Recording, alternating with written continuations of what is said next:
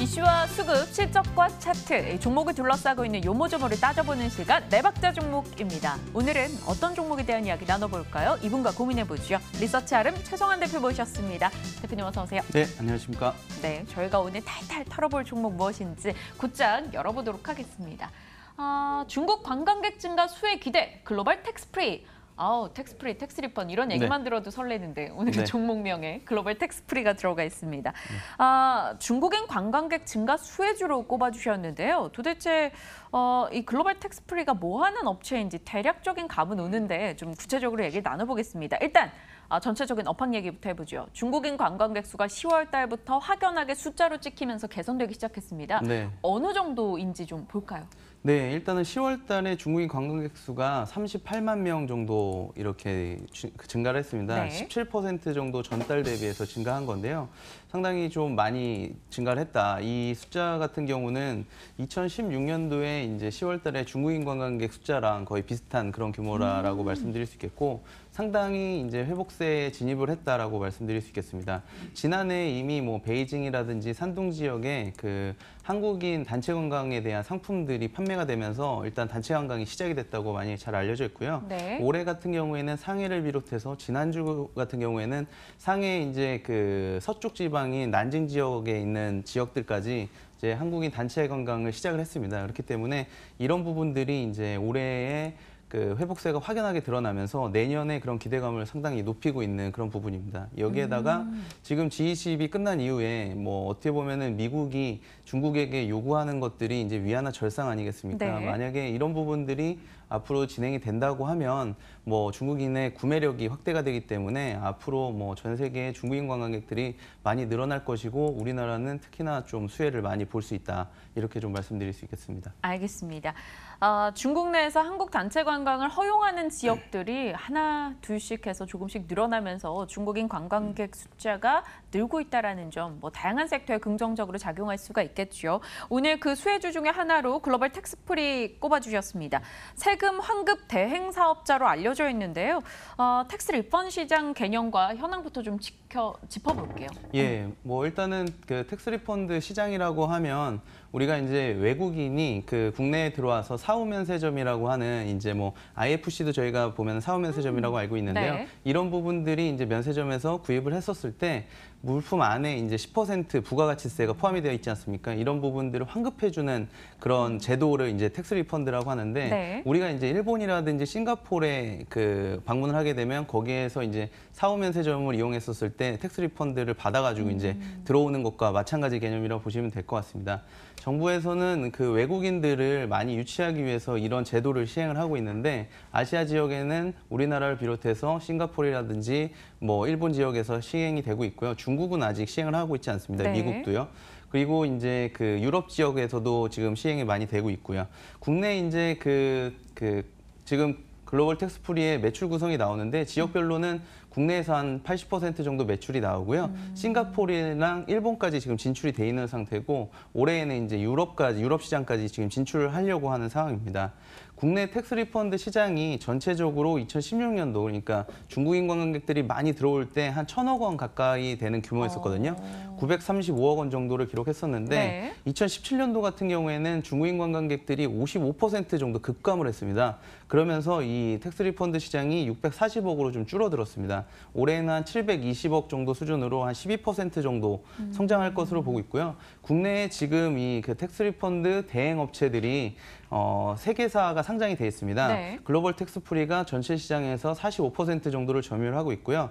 KTS, 이 KT의 자회사인데요. 텍스 리펀드 사업을 진행을 하고 있었거든요. 네. 그런데 지난해, 그러니까 올해 10월에 그 글로벌 텍스프리에게 인수가 됐습니다. 그 사업부가요. 그래서 전체적으로 보면 내년 1월 1일에 이 인수가 마무리가 됩니다. 그렇기 때문에 글로벌 텍스프리의 이 시장 규모는 63% 정도까지 확대가 될 거다라고 말씀드릴 수 있겠고요. 한국정보통신은 잘 아시다시피 이제 벤 사업자로 잘 알려져 있는데 최근에 이제 뭐 롯데백화점이라든지 신세계백화점 이렇게 그 외국인 중국인 관광객들이 좀 많이 몰리는데 밴 사업을 시작을 하면서 이 그 텍스 리펀드 사업까지 이제 좀 같이 진행을 하는 후발 사업자로 진입을 했었거든요. 네. 그런데 이런 부분들이 좀 백화점 쪽에 리베이트 문제들이 좀 예전에 거론이 되면서 영업을 좀 적극적으로 하고 있지 못한 상황입니다. 그렇기 때문에 상당히 안정적인 그런 뭐 시장 점유율을 확보를 하고 있다. 그런데 거기에 또 뭐 중국인 관광객들이 늘어나는 그런 수혜까지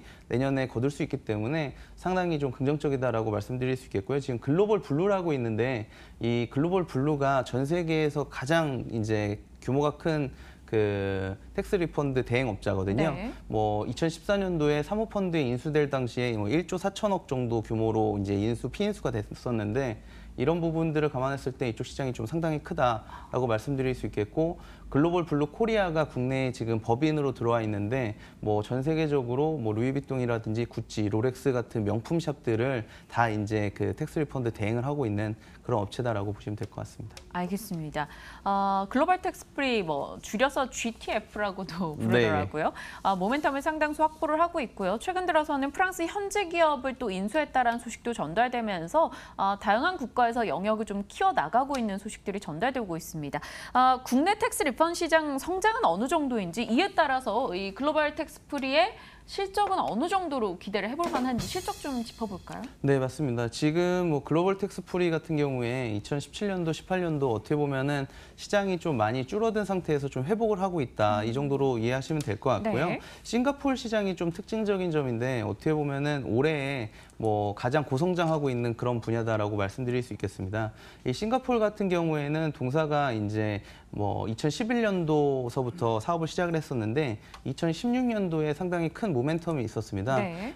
창의 국제공항에서 텍스 리펀드 사업자를 선정을 하는데 전 세계 1위 업체인 아까 말씀드린 글로벌 블루를 제치고 어떻게 보면은 글로벌 텍스 프리가 이제 그 텍스 리펀드 사업자로 선정이 됐습니다. 그러면서 점유율이 최근에 좀 급속하게 올라오고 있다라고 말씀드릴 수 있겠고 싱가포르 같은 경우에는 올해 그래서 한 57% 정도 가량의 성장세를 보여줄 것 같습니다. 그래서 내년까지 상당히 기대해 볼 만한 섹터다라고 말씀드릴 수 있겠고 지금 국내 매출 같은 경우에는 올해 한 320억 원 정도 수준으로 한 13%, 14% 정도의 성장을 예상하고 있는데 내년 같은 경우에는 말씀드렸다시피 중국인 관광객 숫자가 상당히 늘어날 것으로 보고 있고 여기에 지금 KTS를 인수한 그런 효과들까지 더해서 점유율이 지금 한 60% 이상 나올 것으로 확실시 되고 있거든요. 그래서 이런 부분들을 감안했을 때 국내 시장도 상당한 그런 뭐 실적 성장이 있을 수 있다라고 말씀드릴 수 있겠습니다. 그래서 전체적으로 2019년도 매출액은 한 570억 정도에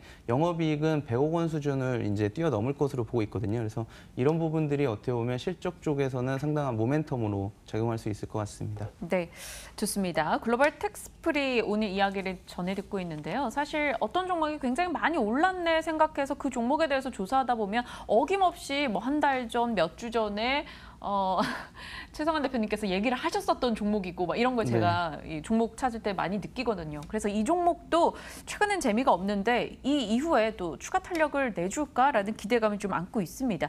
저희가 더 기대 볼 만한 모멘텀이 있다면 어느 부분에 초점을 맞출까요?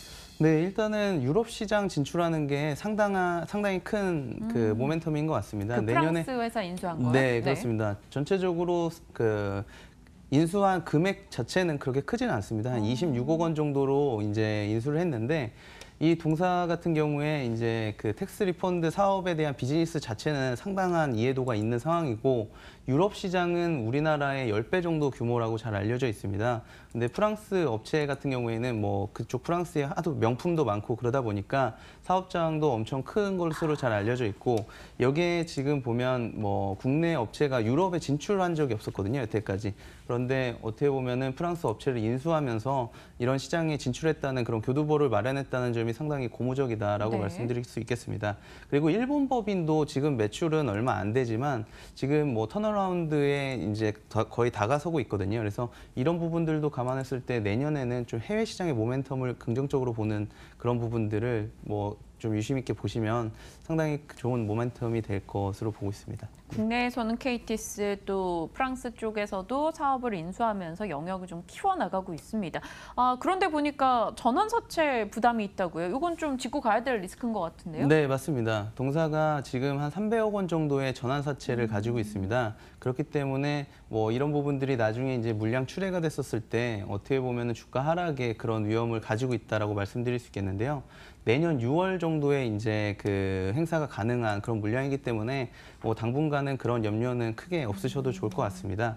여기에 지금 이런 전환사채 같은 경우에는 회계적으로 IFRS 기준 회계적으로 전환 가격이 주가보다 지금 낮은 상황이기 때문에 순이익 변동 쪽에서는 이제 플러스 효과가 있습니다. 이게 영업의 순이익으로 봤을 때 이제 플러스 효과가 나게 되거든요. 네. 그런데 만약에 이제 주가가 오르게 되면 전환 가격보다 더 오르게 되면 이제 영업의 손실이 좀 발생되는 그런 구조가 있습니다.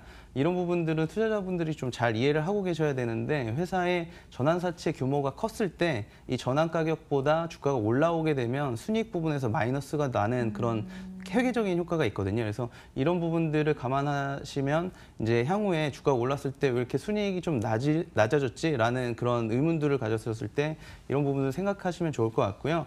이런 부분들은 어떻게 보면은 회계적인 그런 절차일 뿐이지 순현금 유출은 없는 그런 사안이기 때문에 크게 염려하실 부분은 아니다. 이렇게 좀 말씀드릴 수 있겠습니다. 네, 그럼 가격 라인을 좀 잡아볼게요. 오늘 장은 4% 정도 올라갑니다. 저희가 이야기하는 사이에도 조금씩 상승폭을 키워나가고 있는 이 종목인데요.